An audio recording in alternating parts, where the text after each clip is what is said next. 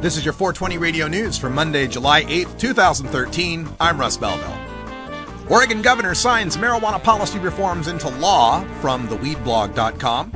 Oregon Governor John Kitzhaber signed into law 2 bills that make sensible changes to Oregon's marijuana laws. These new laws, which took effect immediately, reduce the severity of the punishment for certain marijuana crimes. SB 40 reduces penalties for possession of more than an ounce of marijuana. SB 40 reduces the criminal penalty for possession of more than 4 ounces of marijuana from a Class B felony, which carries up to 10 years in prison, to a Class C felony, which has a maximum sentence of 5 years in prison. It also reclassifies possession of 1 to 4 ounces of marijuana from a Class B felony to a Class B misdemeanor, reducing the maximum sentence from 10 years to 6 months. It also reduces the penalty for unlawful manufacture of marijuana from a Class A felony to a Class B felony, reducing the maximum prison term for marijuana growing from 20 years to 10 years.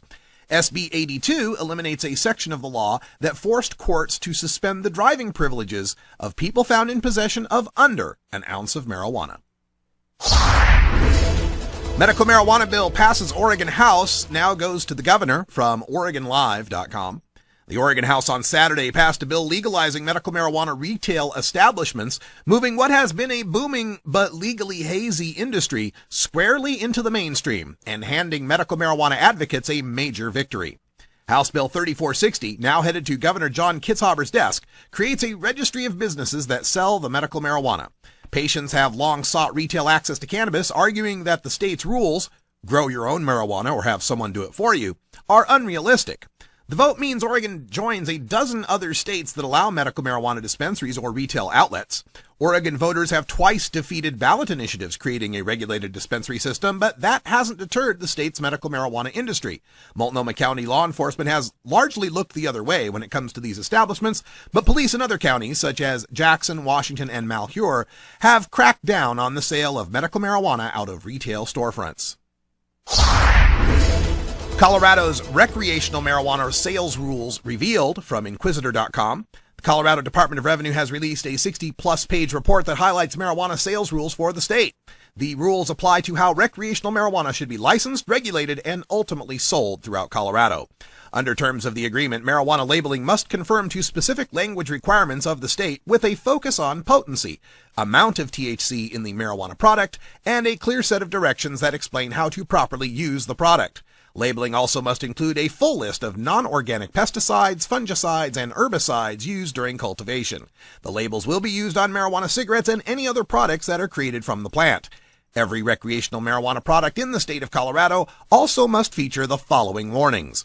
There may be health risks associated with the consumption of this product. This product is intended for use by adults 21 years and older. Keep out of reach of children. This product is unlawful outside the state of Colorado. This product is infused with retail marijuana. This product was produced without regulatory oversight for health, safety, or efficacy, and the intoxicating effects of this product may be delayed by 2 or more hours. Oklahoma welfare drug screening finds few violations, wastes tax dollars from theweedblog.com.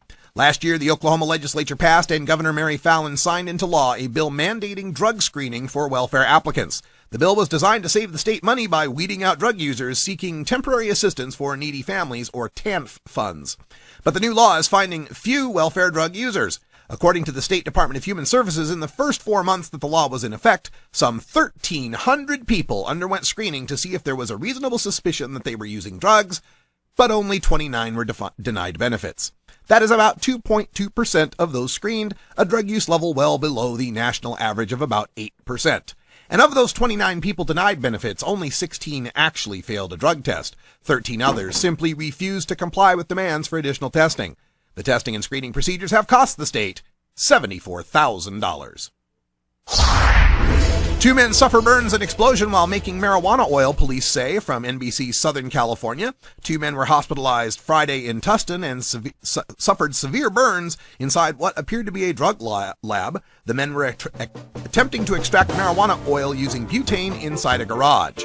This is also followed up by an explosion in Ypsilanti, Michigan, where there was a similar BHO-making explosion.